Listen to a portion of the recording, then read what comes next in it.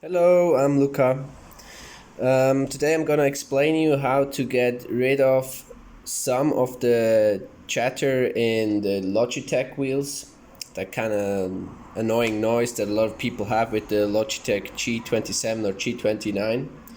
And as you see, my wheel is already open because I have a shitty camera, also shitty lighting, and there are way better videos to explain how to take apart the wheel. Also, it's quite kind of self-explanatory if you're a bit careful and take care of all those small cables that connect to the electronic prints. So what you're gonna need is some plastic washers, as you see here.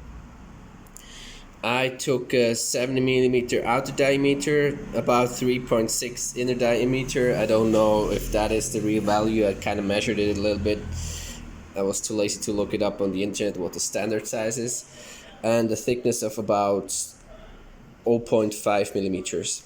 Then you need some pressure springs. These are actually the old pressure springs that you're going to replace in the Logitech G27, and I replaced them with a little bit thicker springs. These are 0.5 millimeter thickness, and this is about 0.7, 0.8 millimeter thickness, like strength of the spring.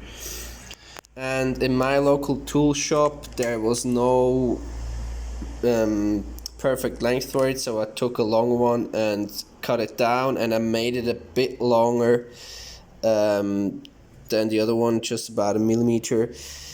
That will lead to a bit more resistance in the wheel, but then again also a little bit preloaded springs, so a little bit less chatter. Now, one of the causes in the Logitech G27 of this chatters is the kind of the gap. I don't know what it is in English. In German it's play. In German it's Spiel, which translates to play. in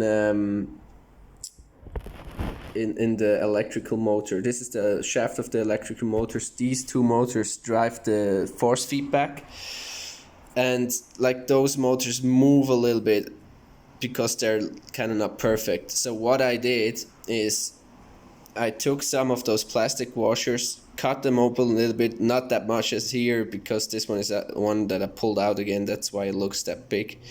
But I cut them open a little bit and I kind of forced them into that gap between the gear and the housing of the motor. That prevents the motor from moving. There's no movement anymore. Don't make it like I put in there 2.5 of those washers. I actually had to sand down one of the washers, so two full ones and one sanded down one. So it was probably about 1.25 millimeter gap. So if you don't sand down enough, then you will have more resistance in the gear, and that's not good. First of all, it will fall out probably with time, and also it gives you more resistance in your force feedback. So now those motors don't move that much anymore, and because of the nuts, like in German it's Schrägverzahnung, because of those gears that are not straight, that leads to a little bit a better system. It's better engineered, but also leads to movement. Like if those shafts move this direction, the wheel is gonna have move this direction. So actually the gap that you have and the possibility of the movement of this gear, of the shaft of the motor, will lead to the chatter in the force feedback, and it's only probably one of the causes, and you won't get it out totally. If you want the perfect system, you have to buy a direct drive wheel. So, and then this goes in here. You can see, yeah, I'm just gonna put it in there real quick. I have to put away the camera for a second.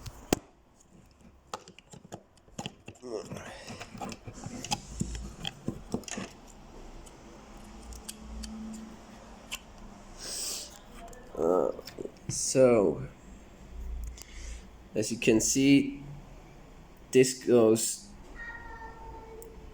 in here, and then there's the system of Logitech where those springs with this plastic washer, special washer, press against the shaft of this motor, and that's where the spring goes in. So by putting in a stronger spring here, you will have less of that movement that you don't want. Sorry for the focus, kind of. Yeah, you will have less movement in your Logitech G27 or G29 wheel. And those springs, they then go back in that slot, in that hole. It's really awkward. Sorry, my first YouTube video, I only put it on there because I didn't find a real solution or a better solution than mine. It's not a perfect solution, but still better than the guy that kind of threw a screw in here to kind of prevent the spring from working. And that part then fits onto that whole part, and obviously the spring is going to push against the shaft of the motor. Yeah, hope that helps you, because I didn't really find a good solution on the internet, and it's not perfect, but it's a bit better. Also, especially the noise is reduced quite a lot, and also a little bit more feel, a little bit more direct feeling on the of the track. It doesn't make that much of a difference on tarmac because you have not much changing of direction of the force feedback. But if you play rally games like I do, I play Richard Burns Rally, a really old version from 2012, like the RBS sim.